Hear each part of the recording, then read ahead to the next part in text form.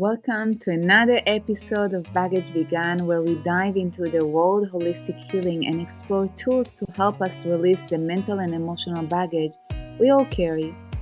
I'm Tami Mahmali, and today I want to talk about something deeply important: our journey toward achieving mental and emotional balance, especially when life feels overwhelming. Why is this balance so essential? Because it has the power to elevate our entire experience, influencing how we feel, the way we take our actions, and raise our frequency. Ultimately, it brings us closer to our true selves. The part that feels confident, knowing, and believing that we can be, have, and do what truly aligns with us. Our souls are constantly exploring, seeking to understand ourselves more and more each day. When we feel unbalanced or overwhelmed, it's usually our inner voice signaling that it's time to pay attention and create space for change. And I think this is really exciting. For me, this journey was not straightforward. I grew up with a lot of self-doubt, always feeling a bit too sensitive, almost like I could see things others didn't, but I wasn't sure how to trust my intuition or believe in myself. I had to stumble, sometimes even fall apart, only to rebuild myself and find a deeper connection to who I truly am. There was a time when I felt like I was just treading water, doing the minimum to get by. And that left me with this sense of survival instead of actually living life. Then one day I decided it was time to change. I enrolled in a course that showed me new ways of thinking and helped me understand that I had been holding myself back. I would spend years avoiding risks, learning yet never feeling like I knew enough, like I'm not enough. Sometimes even pretending I knew it all as a self-defense mechanism. Slowly I started asking myself, and I encourage you to ask yourself too, are you willing to achieve that what flows through you, that is your truth? Are you ready to trust that your thoughts, feelings, and insights have value? Are you ready to believe in yourself? Each of us holds two distinct energies within. Some of us naturally lean toward action. They are the doers, handling tasks, managing everything hands on, expressing ourselves without hesitation, and even taking risks to try new things. If this sounds like you, you might feel most comfortable expressing outwardly, yet find it difficult to receive and just be. I know this because I've been there. For the longest time, I believed if I stopped doing, if I rested, then somehow I would appear lazy or less valuable. Maybe you can resonate with that. It felt like stopping was dangerous, as if I was risking my self-worth, to the point where I would even call a friend just to ask for permission if it was okay to take a nap or a break. But then there's the other side, those who are naturally in tune with their inner world, listening to their intuition and enjoying the present moment. You can be both, Sometimes as you grow, you might be moving from the doer to the beer. They take things slowly and often find joy in small pleasures of life. They know how to nourish themselves and others, and they move through life with a certain lightness. Maybe you even know those people. For example, my husband is like that. Watching him be at ease and truly enjoy the simple moments reminds me of the beauty of stillness and how much we can learn from just being present in the moment, feeling our feelings just as we are. We are channels for universal energy, and it's essential to listen to the signals that guide us. If we ignore our inner voice, those nudges to slow down or take a leap of faith, then life has a way of getting our attention through external events. Maybe it's a health issue. For me, it was my backache, a relationship problem, or financial troubles. This year, as I mentioned before, I had backache from May until September, and then it disappeared when I did some work on it, and I realized that the doctors were not helping, and I had to talk to the pain and ask, who is it, why I have it, what's the message. And then after 4 months it disappeared. So there are just signals that we are meant to look inward, to explore the parts of ourselves we have overlooked because we were busy. In my case, I realized I've been filling my time to the brim just to avoid sitting with my feelings. The universe had to slow me down through the backache, forcing me to confront my pain. This year, it happens through, as I mentioned before, my severe backache. A message from my body asking me to pause and listen to the messages. So if you resonate with being the type who's always doing, or if you are like me and feel discomfort when you are not active, start by giving yourself permission to pause. Pause, breathe, stop, more stops. For some of us, it feels like punishment to just sit still or to wait for the next step to come to us naturally. But trust me, when I say that there is immense strength and inspiration in these quiet spaces, try it and you're gonna see it. And if you find yourself more comfortable being yourself without doubts, I encourage you to push yourself to listen to your inner power. Take more actions, express yourself more, and embrace risks in the world. Follow your heart, listen to your impulses, and try doing things you wouldn't typically try. You don't always need to know why. Stop asking why and searching for the end result from the start. It's important to practice doing things, just being spontaneous, according to your feelings, especially when you're interacting with others and expressing your creative energy in the world. Be in action. The action always helps. If you're usually the person who like to wait and procrastinate and take pauses, for you action might actually help, because we might start one action and then we're going to get to something else that we wanted. So no matter how small the action, it's important to be in the doing sometimes when you are not the type.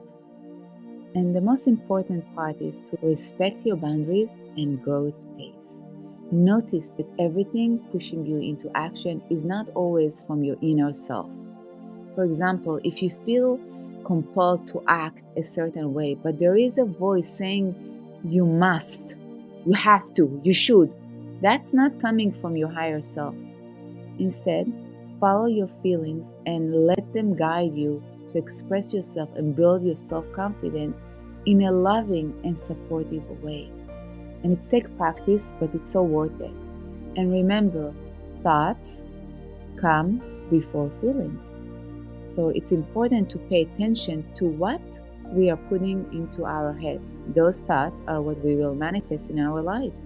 Although it's easier said than done, I know people that watch the movie, they read the book, The Secret, and they think it's magic, but it's not magic, it's practice, especially with the way our thoughts hitting us every moment. Striving to remain positive can feel like an illusion, you know? It's sometimes when we go through so much, being positive, it's like a sci-fi.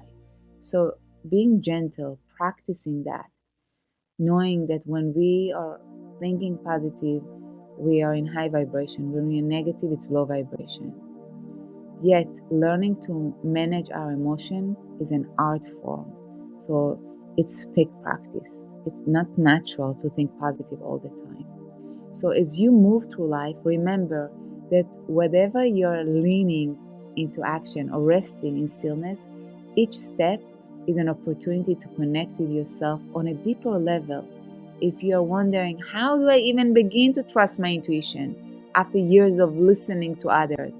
I have one podcast episode about the power of intuition. I really encourage you to go listen. Sometimes learning to trust ourselves means allowing those two sides of us, the doer and the dreamer, to work in harmony. And if you feel more comfortable being yourself without doubts, push yourself to listen to your inner power, to take more actions, even though it's easier said than done. After all, 200,000 bytes of thought enter our minds every minute. So being positive all the time is also an illusion, but learning how to deal with feeling is an art. And I mentioned before, I have a lot of podcasts about that. Go and listen to them. They're going to be very helpful to you.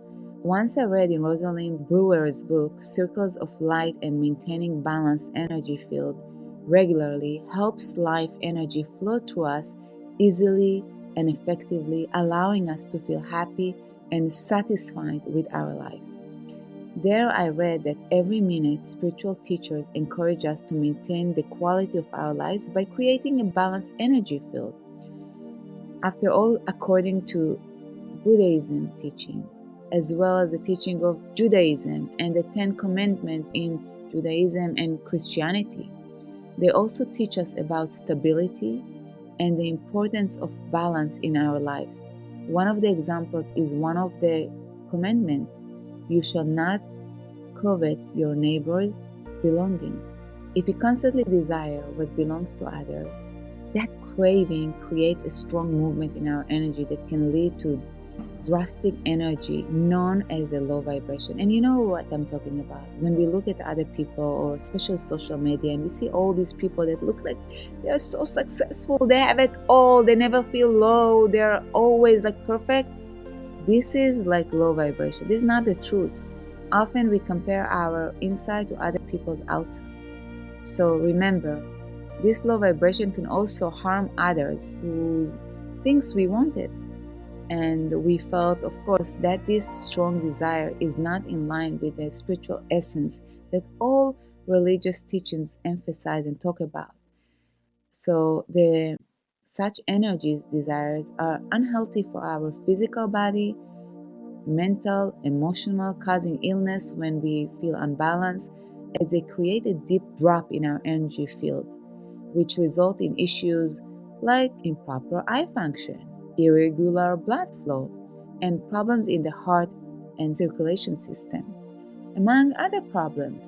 Sometimes we feel pain after we see that in one part of our body because we compare and contrast and it doesn't feel good. These issues stem from the lack of stability in our lives and the immediate result that arise from this imbalance in our energy field, and we can balance it through working with our chakras.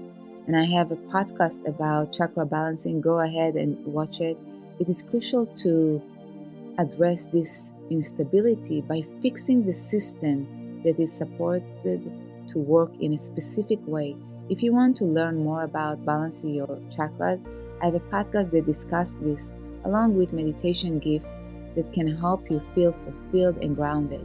Make sure to draw energy from above down to the earth and then up and out through your crown chakra. Some people even manage to block all the energy flow from their waist down, causing their chakras not to function properly. And this is how we create more baggage, more stuckness. We feel like things are not moving, we can't think clearly, we cannot focus.